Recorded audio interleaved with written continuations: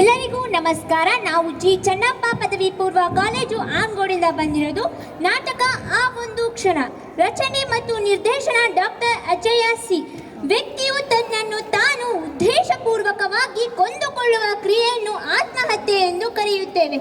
ಖ್ಯಾತ ಸಮಾಜ ವಿಜ್ಞಾನಿ ಎಮಿಲಿ ಡರ್ಕಿಮ್ ರವರ ಪ್ರಕಾರ ಈ ಆತ್ಮಹತ್ಯೆಗೆ ನೇರ ಕಾರಣ ಸಮಾಜವೇ ಹೊರತು ವ್ಯಕ್ತಿಗಳಲ್ಲ ಎಂದು ತಿಳಿಸುತ್ತಾರೆ. ವಿವಿಧ ಸಂಬಂಧಿಗಳಿಂದ ಬಂಧಿಯಾದ ಮಾನವರು ಹೇಗೆ ಆತ್ಮಹತ್ಯೆಗೆ ಹೊರಹೋಗಿ ಅದರಿಂದ ವಿಮುಕ್ತರಾಗಿ ಮತ್ತೆ ಬದುಕುಳಿಯುತ್ತಾರೆಂಬುದನ್ನು ತಿಳಿಸಿ ಜಾಗೃತಿ ನೀಡುವ ಕಿರುನಾಟಕ ಇದಾಗಿದೆ. ಆ ಒಂದು ಕ್ಷಣ, ಆ ಒಂದು ಕ್ಷಣ, ಆ ಒಂದು ಕ್ಷಣ ಈಗ ನಿಮ್ಮ ಮುಂದೆ.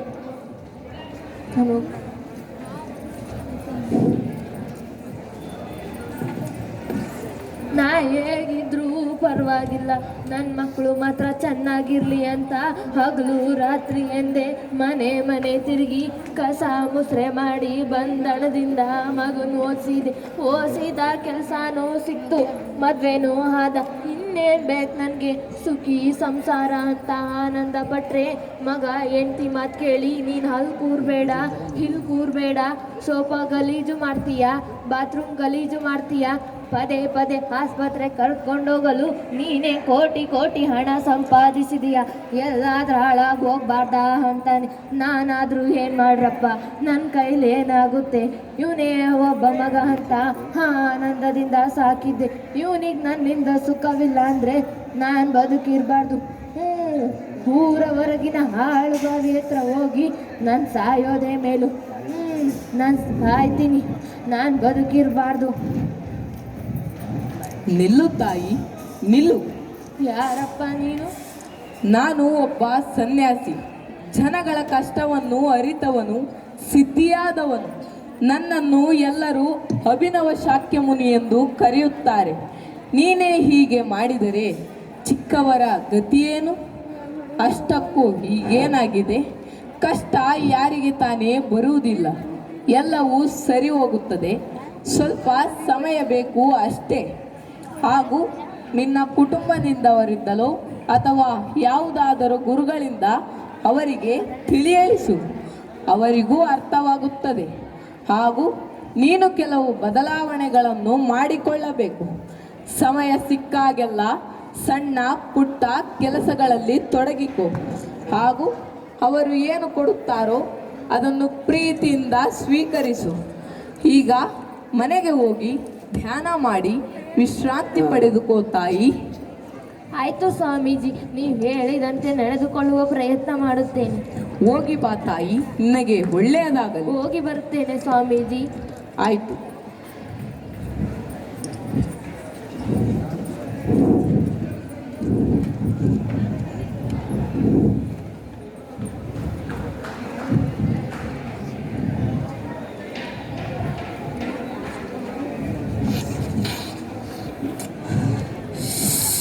ನೋ ನನ್ನ ಕೈಲಿ ಆಯ್ತಿಲ್ಲ, ನನ್ನ ತಲೆ ಸಿಡ್ತಾ ಇದೆ, ನನ್ನ ಕೈ ಬದುಕಕ್ಕಾಯ್ತಿಲ್ಲ.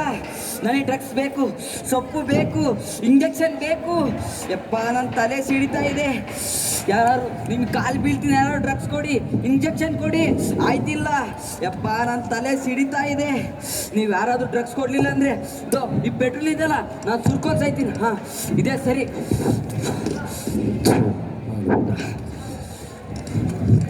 ನಿಲ್ಲು ಬಾಲಕ, ನಿಲ್ಲು.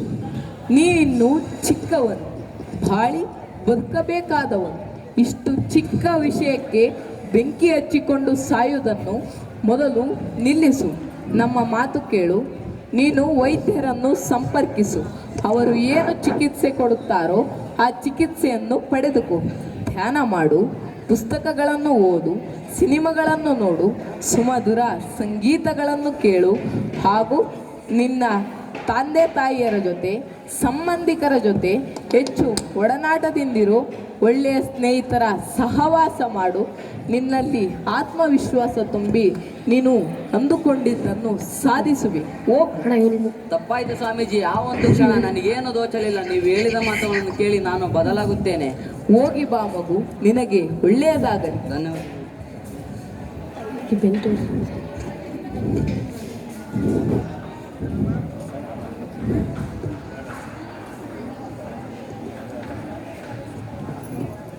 ನಮ್ಮ ಮಮ್ಮಿ ಡ್ಯಾಡಿ ಇಬ್ರು ನನ್ನ ಓದಿಸ್ಲಿಕ್ಕಂತ ಒಂದು ದೊಡ್ಡ ಐಫೈ ಕಾನ್ವೆಂಟ್ಗೆ ಹಾಕಿದ್ರು. ಆದ್ರೆ ನಾನು ಓದಿಗಿಂತ ಮೊಬೈಲ್ ಗೇಮ್ನಲ್ಲೇ ಮುಳುಗಿಬಿಟ್ಟಿದ್ದೆ. ಸಾಲದು ಅಂತ ಆ ಫೀಸು ಈ ಫೀಸು ಅಂತ ನಮ್ಮ ಮಮ್ಮಿ ಡ್ಯಾಡಿಗೆ ಸುಳ್ಳು ಹೇಳಿ ನಮ್ಮ ಫ್ರೆಂಡ್ಸ್ನೆಲ್ಲ ಕರೆದುಕೊಂಡು ಪಾರ್ಕು ಸಿನಿಮಾ ಅಂತೆಲ್ಲ ಮೋಜು ಮಸ್ತಿ ಮಾಡಿಬಿಟ್ಟೆ.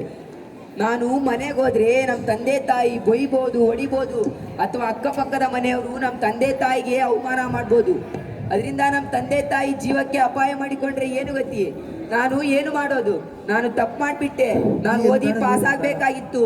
ಹೌದು, ನಾನು ಸಾಯ್ಬೇಕು, ನಾನು ಸಾಯ್ತೀನಿ.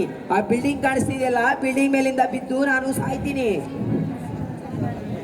ನಿಲ್ಲು ಬಾಲಕ, ನಿಲ್ಲು. ಇಲ್ಲಿ ಬಾ, ನಮ್ಮ ಮಾತು ಕೇಳು, ಚಿಗಿಯಬೇಡ.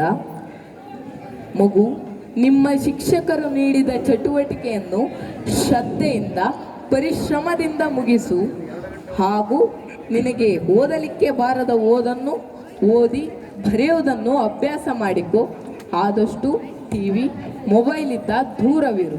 ಖಂಡಿತವಾಗಿಯೂ ನೀನು ಪಾಸ್ ಆಗುತ್ತೀಯ. ಈ ಸರದಿ ಬರುವ ಪರೀಕ್ಷೆಯಲ್ಲಿ ಮತ್ತೆ ಬರೆದು ಒಳ್ಳೆಯ ಅಂಕಗಳನ್ನು ತೆಗೆದುಕೊಂಡು ನಿನ್ನ ಶಾಲೆಗೆ, ನಿನ್ನ ತಂದೆ ತಾಯಿಗೆ ಒಳ್ಳೆಯ ಕೀರ್ತಿಯನ್ನು ತಂದುಕೊಡಬೇಕು. ಹೋಗು. ತಪ್ಪಾಯ್ತು ಸ್ವಾಮೀಜಿ, ನನಗೆ ಆ ಒಂದು ಕ್ಷಣ ಏನೂ ತೋಚಲಿಲ್ಲ. ನಾನು ಪಾಸಾಗಿ ನನ್ನ ತಂದೆ ತಾಯಿ ಮತ್ತು ನನ್ನ ಶಾಲೆಗೆ ಕೀರ್ತಿ ತರ್ತೀನಿ ಸ್ವಾಮೀಜಿ. ಹೋಗಿ ಬಾ ಮಗು, ನಿನಗೆ ಒಳ್ಳೆಯದಾಗಲಿ. ಹೋಗಿ ಬರ್ತೀನಿ ಸ್ವಾಮೀಜಿ.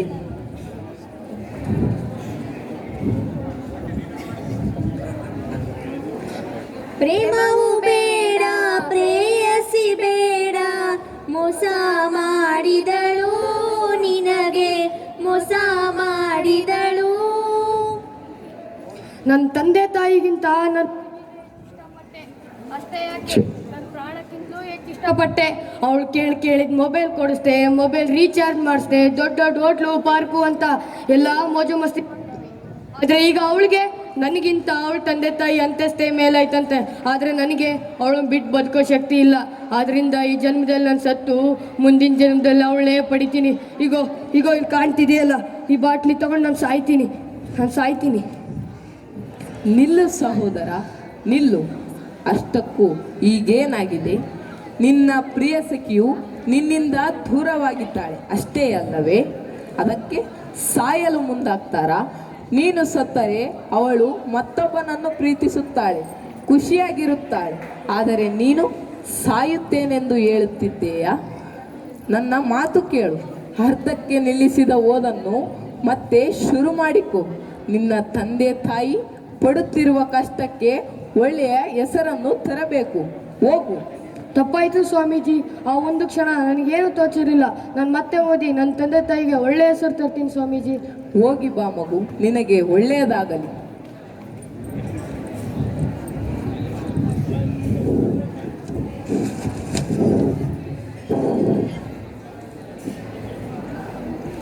ಚೇಂಜ್ ಯಾರು ನೋಡಿದ್ರು ಚೇಂಜ್ ಆಗಿರ್ಬೇಕು, ಡಿಫ್ರೆಂಟ್ ಆಗಿರ್ಬೇಕು ಅಂತಿದ್ದಾರೆ. ಆ ಥರ ಸಿನಿಮಾ ಮಾಡಿದೆ. ಆದರೆ ನಾನು ಮಾಡಿದ ಸಿನಿಮಾ ಎಲ್ಲ ಒಟ್ಟಾರೆ ಫ್ಲಾಪ್ ಆಗೋಯ್ತು. ಹೋಗ್ಲಿ ಅಂತ ನಾನೇ ಬಂಡವಾಳ ಹಾಕಿ ಸಿನಿಮಾ ಮಾಡಿದೆ, ಆದರೆ ಅದು ಫೇಲ್ ಆಯಿತು. ಆದ್ರಿಂದ ಇಡೀ ಇಂಡಸ್ಟ್ರೀಸ್ ನನ್ನನ್ನು ಫ್ಲಾಪ್ ಹೀರೋ ಅಂತಿದೆ. ಈ ಅಪಮಾನ ನನ್ನಿಂದ ತಡ್ಕೊಳಕ್ಕಾಗ್ತಾ ಇಲ್ಲ. ನಿನ್ನೆ ಮೊನ್ನೆ ಬಂದವರೆಲ್ಲ ಕೋಟಿ ದುಡಿಯುತ್ತಿದ್ದಾರೆ, ಆದರೆ ನಾನು 0. ಈ ಅಪಮಾನಕ್ಕಿಂತ ನಾನು ಸಾಯುವುದೇ ಮೇಲು. ಹೌದು, ನಾನು ಸೂಸೈಡ್ ಮಾಡ್ಕೊಂಡು ಸಾಯ್ತೀನಿ. ಈಗ ಈ ಚಾಕು ಇದೆಯಲ್ಲ, ಇದರಿಂದ ಕತ್ಕೊಯ್ಕೊಂಡು ಸಾಯ್ತೀನಿ.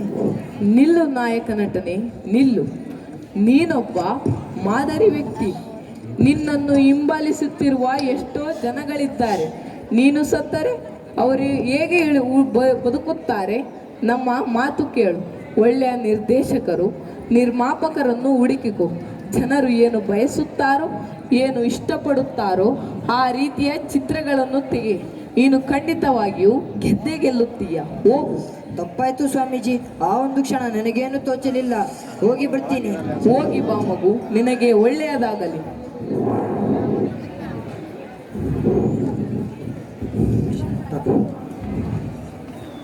ನೇಗಿಲ ಹಿಡಿದು ಹೊಲದಳು ಹಾಡುವ ಉಳುವ ಯೋಗಿಯ ನೋಡಲ್ಲಿ, ಫಲವನ್ನು ಬಯಸದೆ ಸೇವೆಯ ಪೂಜೆಯು ಧರ್ಮವಯ್ಯ ಪರ ಸಾಧನವು. ಕಷ್ಟದಲ್ಲಿಯೂ ದುಡಿವನೆ ತ್ಯಾಗಿ, ಸೃಷ್ಟಿ ನಿಯಮದಳು ಅವನೇ ಭೋಗಿ. ರೈತ ದೇಶದ ಬೆನ್ನೆಲುಬು ಅಂತಾರೆ, ಅನ್ನದಾತ ಅಂತಾರೆ.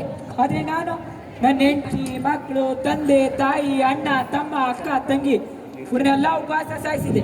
ಕಾರಣ ಸಾಲ ಸೂಲ ಮಾಡಿ ದುಬಾರಿ ಬಡ್ಡಿ ಪಡೆದು ಗೊಬ್ಬರ ಬೀಜ ಹಾಕಿದೆ. ಆ 2 ವರ್ಷ ಮಳೆನೇ ಇಲ್ಲ. ಮಳೆ ಇಲ್ಲ ಅಂದ್ರೆ ಬೆಳೆ ಎಲ್ಲಿಂದ ಬಂದಿತ್ತು? ಈ ವರ್ಷ ಬಿತ್ತಿದ ಬೀಜ ಗೊಬ್ಬರವೆಲ್ಲ ನೀರು ಪಾಲಾಯ್ತು. ಹಾಗಾಗಿ ಬಡ್ಡಿ ವಸೂಲು ಮಾಡುವವರು ಬ್ಯಾಂಕಿನವರು ನೋಟಿಸ್ ಕಳಿಸಿದ್ದಾರೆ. ಕೈ ಸಾಲದವರು ಮನೆ ಮುಂದೆ ಬಂದು ಜಗಳವಾಡುತ್ತಿದ್ದಾರೆ. ನಾನು ನನ್ನ ಕುಟುಂಬಕ್ಕೆ ಅನ್ನ ಹಾಕುವ ಯೋಗ್ಯತೆಯೂ ನನಗಿಲ್ಲ. ಹೌದು, ನಾನೊಂದು ನಿರ್ಧಾರಕ್ಕೆ ಬಂದಿದ್ದೇನೆ. ನಾನು ಸಾಯುತ್ತೇನೆ. ನಾನು ಸತ್ತರೆ ಸಾಲ ತೀರುತ್ತದೆ, ಕಿರುಕುಳ ತಪ್ಪುತ್ತದೆ. ಹೌದು, ನಾನು ಸಾಯುತ್ತೇನೆ. ಮಗು ಅಲ್ಲಿ ಕಾಣಿಸುತ್ತಿದೆ ಅಲ್ಲ, ಅಮರಕ್ಕೆ ನೇಣಾಕೊಂಡು ಸಾಯ್ತೇನೆ. ನಿಲ್ಲು ರೈತ, ಅನ್ನದಾತ, ಜಗಕ್ಕೆ ಅನ್ನ ನೀಡುವವನು. ನೀನೇ ಈ ರೀತಿ ಮಾಡಿದರೆ ಹೇಗೆ? ಒಬ್ಬ ರೈತ ಸತ್ತರೆ ಒಂದು ಸಮಾಜವೇ ಸತ್ತಂತೆ. ಅದಕ್ಕೆ ಸಾಯಬೇಡ, ನಮ್ಮ ಮಾತು ಕೇಳಿಕೊ. ನನ್ನ ಬಳಿ ಭೂಮಿ ಇದೆ, ಬೆಳೆದು ತಿನ್ನುವೆ ಎಂದು ಹೇಳಿಕೊ. ಆ ಮಾತಿಗೆ ತಕ್ಕ ಹಾಗೆ ನಿನ್ನ ಬೆಳೆಗಳ ಬಗ್ಗೆ ಹೆಚ್ಚು ಕಾಳಜಿ ವಹಿಸು. ನಿನ್ನ ಕುಟುಂಬದವರೊಂದಿಗೆ ನಗು ನಗುತ್ತಾ ಬಾಳ್ವೆ ನಡೆಸು. ನಿನ್ನ ಕಷ್ಟಕ್ಕೆ ಖಂಡಿತವಾಗಿಯೂ ಬೆಳೆ ಸಿಕ್ಕೇ ಸಿಗುತ್ತದೆ. ಹೋಗು. ಆಯ್ತು ಸ್ವಾಮೀಜಿ, ನನಗೆ ಆ ಒಂದು ಕ್ಷಣ ಏನೂ ತೋಚಿರಲಿಲ್ಲ. ನೀವು ನನ್ನ ಕುಟುಂಬವನ್ನು ನೆನಪಿಸಿ ಮತ್ತೆ ಬದುಕಿಸಿದ್ದೀರಿ. ನಾನು ಮತ್ತೆ ದುಡಿದು ತಿನ್ನುತ್ತೇನೆ ಸ್ವಾಮೀಜಿ. ಹೋಗಿ ಬರುತ್ತೇನೆ ಸ್ವಾಮೀಜಿ, ಆಶೀರ್ವದಿಸಿ. ಹೋಗಿ ಬಾ, ನಿನಗೆ ಒಳ್ಳೆಯದಾಗಲಿ.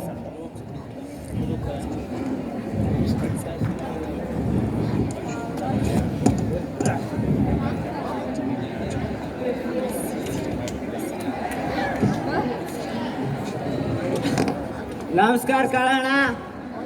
ನಾನೇನು ಶೋಕಿಗೋಸ್ಕರನೋ ಅಥವಾ ದುಡ್ಡು ಹೆಚ್ಚಿಗೆ ಆಗಿರೋದಕ್ಕೋ ಕುಡಿಯೋಂತ ನಾನಲ್ಲ. ನನ್ನ ಒಳಗಿನ ಮನಸ್ಸಿನ ದುಃಖ ಮರೆಯೋದಕ್ಕೋಸ್ಕರ ಕುಡಿತೀನಿ ಕಣಣ್ಣ. ನನ್ನ ಒಳಗಿನ ಮನಸ್ಸಿನ ದುಃಖ ಮರೆಯೋದಕ್ಕೋಸ್ಕರ. ಅದೇನ ಅಂತಾರಲ್ಲ, ಕುಡ್ಕೊಂಡ್ ಕಷ್ಟಗಳು ನೂರಾರು ಅಂತ. ಅದಕ್ಕೆ ಕಣಣ್ಣ ನಾವು ಕುಡಿಯೋದು. ಮನೆಯಲ್ಲಿ ಹೋದ್ರೆ ನನ್ನ ಹೆಂಡತಿ ದುಡ್ಡು ಅಂತಾಳೆ. ಊರಲ್ಲೆಲ್ಲ ನಾನು ಕುಡ್ಕ ಅಂತಾರೆ. ಆದ್ರೂ ನಾನು ಕುಡಿಯೋದು ಬಿಡಲ್ಲ.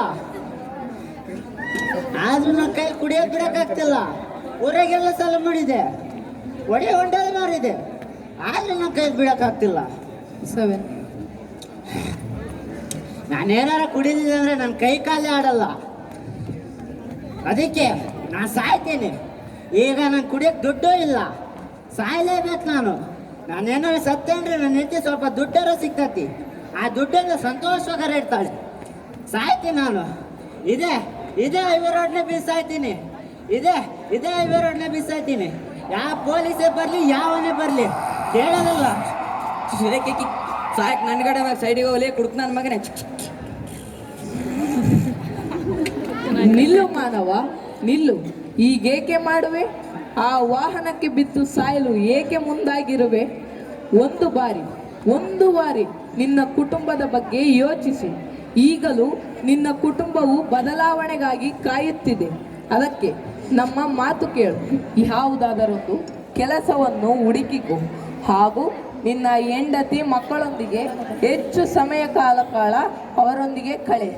ನಿನ್ನಲ್ಲಿ ಆತ್ಮಸ್ಥೈರ್ಯ ತುಂಬಿ ಹಾಗೂ ದೃಢ ನಿರ್ಧಾರ ಮಾಡಿ ಆ ದುಶ್ಚಟವನ್ನು ಬಿಡಲು ಪ್ರಯತ್ನಿಸು. ನೀನು ಖಂಡಿತವಾಗಿಯೂ ಬದಲಾಗುತ್ತೀಯ. ಹೋಗು. ಎಂತ ಮಾತು ಹೇಳಿದ್ರು ಸ್ವಾಮೀಜಿ. ನೀವು ನಿಜವಾಗ್ಲೂ ನಾನು ಕಣ್ ತೆಡ್ಸ್ಬಿಟ್ರಿ. ಇದನ್ನು ಬಿಟ್ಬಿಡ್ತೀನಿ ಸ್ವಾಮೀಜಿ. ನಾನು ಇದು ಕುಡಿಯೋದನ್ನೇ ಬಿಡ್ತೀನಿ. ಆಶೀರ್ವಾದಿಸಿ ಸ್ವಾಮೀಜಿ, ಆಶೀರ್ವಾದಿಸಿ. ಹೋಗಿ ಬಾ, ನಿನಗೆ ಒಳ್ಳೆಯದಾಗಲಿ.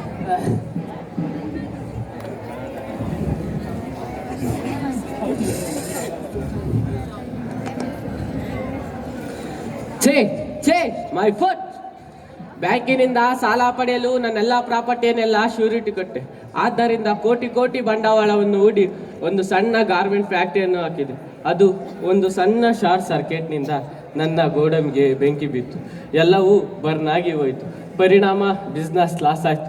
ಹೊಸ ಬಿಸ್ನೆಸ್ ಮಾಡೋಣವೆಂದರೆ ಅಮೌಂಟ್ ಇಲ್ಲ. ಮನೆಯಲ್ಲಿ ಬೆಳೆದು ನಿಂತ ತಂಗಿ ತಮ್ಮರಿದ್ದಾರೆ. ನನ್ನನ್ನು ನಂಬಿದ ತಂದೆ ತಾಯಿಯರಿದ್ದಾರೆ. ಇದಕ್ಕೆಲ್ಲ ಪರಿಹಾರ ಒಂದೇ, ಅದು ನನ್ನ ಸಾವು. ಹೌದು, ನಾನು ಸಾಯ್ತೀನಿ. ಇಗೋ ಇಲ್ಲಿನ ಸೈನೆಟ್ ಗುಳಿಗೆ ನುಂಗಿ ನಾನು ಸಾಯ್ತೀನಿ. ನಿಲ್ಲು. ಆ ವಿಷಕಾರಿ ಮಾತ್ರೆಯನ್ನು ನುಂಗಬೇಡ. ಅಷ್ಟಕ್ಕೂ ಈಗೇನಾಗಿದೆ? ನಷ್ಟವಾಗಿದೆ ಅಲ್ಲವೇ? ವ್ಯಾಪಾರ ಎಂದ ಮೇಲೆ ಲಾಭ ನಷ್ಟ ಇದ್ದಿದ್ದೆ. ಅಷ್ಟಕ್ಕೆ ಸಾಯಲು ಮುಂದಾಗ್ತಾರಾ? ನಮ್ಮ ಮಾತು ಕೇಳು. ಚಿಕ್ಕದರಿಂದ ದೊಡ್ಡದು ಎನ್ನುವ ಹಾಗೆ ಮತ್ತೆ ಬಿಸ್ನೆಸ್ಸನ್ನು ಶುರು ಮಾಡಿಕೊ. ನೀನು ಖಂಡಿತವಾಗಿಯೂ ಗೆದ್ದೇ ಗೆಲ್ಲುತ್ತೀಯ. ಹೋಗು. ಹೌದು ಸ್ವಾಮೀಜಿ, ಆ ಒಂದು ಕ್ಷಣ ನನಗೇನು ತೋಚಲಿಲ್ಲ. ನೀವು ನನ್ನ ಕುಟುಂಬವನ್ನು ನೆನಪು ಮಾಡಿದ್ದೀರಿ. ಇಂದು ನಾನು ಬದಲಾಗ್ತೀನಿ ಸ್ವಾಮೀಜಿ. ಹೋಗಿ ಬಾ, ನಿನಗೆ ಒಳ್ಳೆಯದಾಗಲಿ. ಆಯಿತು ಸ್ವಾಮೀಜಿ, ಹೋಗಿ ಬರುತ್ತೀನಿ.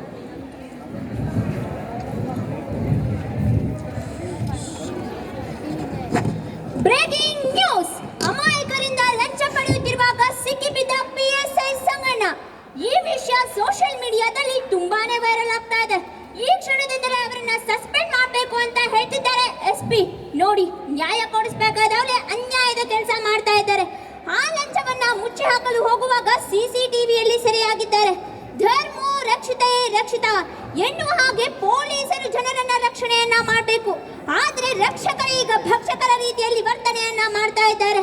ಈ ರೀತಿ ಮಾಡಿದ್ರೆ ನಮ್ಮ ದೇಶ ಉದ್ಧಾರ ಆಗೋಕ್ ಸಾಧ್ಯನಾ, ಅಭಿವೃದ್ಧಿ ಆಗೋಕ್ ಸಾಧ್ಯನಾ ಅಂತ ಕೇಳ್ತಾ ಇದ್ದಾರೆ ಜನರು. ಮುಂದೆ ಏನಾಗುತ್ತೆ ಅಂತ ಕಾದ್ ನೋಡೋಣ.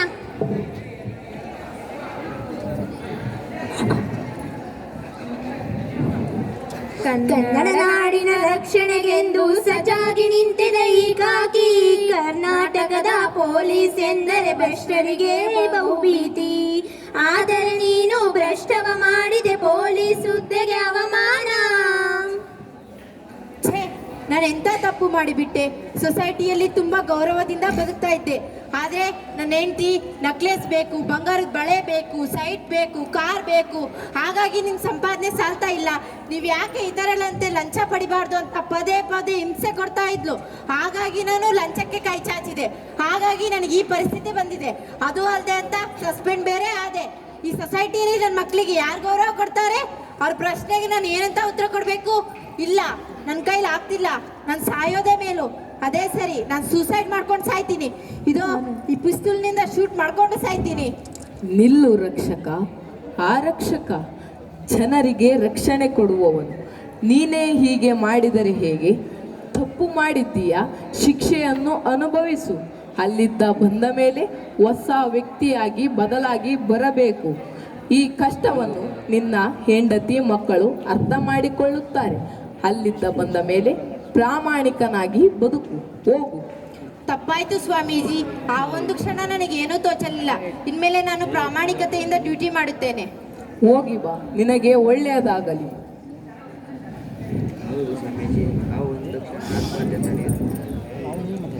ಕೂಗಿ ಕೂಗಿ ಕರೆಯುತ್ತಲೇ ನಿನ್ನ ಮನಸ್ಸು ನೊಂದೋಯಿತು.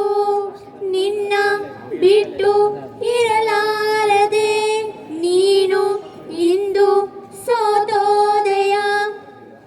ಅಯ್ಯೋ ಶಿವ ಶಿವ, ಪುತ್ರ ಶೋಕಂ ನಿರಂತರ ಎನ್ನುವ ಹಾಗೆ ಇದ್ದ ಒಬ್ಬ ಮಗ ವಯಸ್ಸಿಗೆ ಬಂದಿದ್ದು. ಓದು ಮುಗಿಸಿ ಕೆಲ್ಸಕ್ಕಂತ ಬೆಂಗಳೂರಿಗೆ ಹೋಗ್ಬೇಕಂತ ಬೈಕ್ ಹತ್ಕೊಂಡು ಹೋಗುವಾಗ NH4 ಹೈವೇನಲ್ಲಿ ಸತ್ತು ಹೋದ. ನನಗಿನ್ಯಾರು ದಿಕ್ಕು? ನಾನು ಯಾರಿಗಾಗಿ ಬದುಕಬೇಕು? ನಾನಿನ್ನು ಇರಲಾರೆ. ನನ್ನಿಂದ ತಡ್ಕೊಳಕ್ಕಾಗ್ತಿಲ್ಲ. ನಾನು ಸಾಯುವುದೇ ವಾಸಿ. ಹಾಗೋ ಈ ವಿಷಾರ ಬಾಟ್ಲಿಯನ್ನು ತೆಗೆದುಕೊಂಡು ಅನ್ನಕ್ಕೆ ಹಾಕೊಂಡು ತಿಂದು ಸಾಯ್ತೀನಿ. ನಿಲ್ಲು ತಾಯಿ, ನಿಲ್ಲು. ಆ ವಿಷ ಬೆರೆಸಿದ ಅನ್ನವನ್ನು ತಿನ್ನಬೇಡ. ನಿನ್ನ ವಿಷಯ ಗೊತ್ತಾಯಿತು. ಇಲ್ಲಿಯವರೆಗೆ ನಿನಗೆ ಒಬ್ಬನೇ ಮಗನಿದ್ದ. ಇನ್ನು ಮುಂದೆ ಜಗದಲ್ಲಿರುವ ಮಕ್ಕಳೆಲ್ಲ ನಿನ್ನವೆಂದೇ ತಿಳಿದುಕೋ. ಎಷ್ಟೋ ಮಕ್ಕಳಿಗೆ ಕಣ್ಣಿಲ್ಲ, ಕಾಲಿಲ್ಲ, ಕಿವಿ ಇಲ್ಲ, ಬಾಯಿಲ್ಲ, ಆದರೂ ಬದುಕಿದ್ದಾರೆ. ಏಕೆ? ಆತ್ಮಹತ್ಯೆ ಮಾಡಿಕೊಳ್ಳುವವರು ಜೀವನಕ್ಕೆ ಹೆದರುವವರು ಎಂದು ತಿಳಿದುಕೊಂಡಿದ್ದಾರೆ. ಅದಕ್ಕೆ ಇನ್ನೂ ಎಷ್ಟೋ ಜನರು ಅಂಗವಿಕಲರಾಗಿಯೇ ಇದ್ದಾರೆ. ಅವರನ್ನೆಲ್ಲ ನಿನ್ನ ಮಕ್ಕಳೆಂದೇ ತಿಳಿದುಕೋತಾಯಿ. ಈಗೋ ನಾನು ಕೂಡ ನಿನ್ನ ಮಕ್ಕಳೆಂದೇ ತಿಳಿದುಕೋತಾಯಿ. ಹೌದು ಸ್ವಾಮಿ, ಆ ಒಂದು ಕ್ಷಣ ನನಗೇನು ತೋಚಲಿಲ್ಲ. ನೀವು ಎಲ್ಲವನ್ನು ಅರಿತು ನನಗೆ ಜ್ಞಾನೋದಯ ಮಾಡಿಸಿದ್ದೀರಿ. ಇನ್ನು ಮುಂದೆ ಈ ಅನಾಥ ಮಕ್ಕಳೆಲ್ಲ ನನ್ನ ಮಕ್ಕಳೆಂದು ತಿಳಿದು ಬಾಳುತ್ತೇನೆ ಸ್ವಾಮಿ. ಹೋಗಿ ಬಾ ತಾಯಿ, ನಿನಗೆ ಒಳ್ಳೆಯದಾಗಲಿ. ಆಗಲಿ ಸ್ವಾಮಿ. ಬಂಧುಗಳೇ, ಎಲ್ಲರೂ ಇಲ್ಲಿ ಬನ್ನಿ.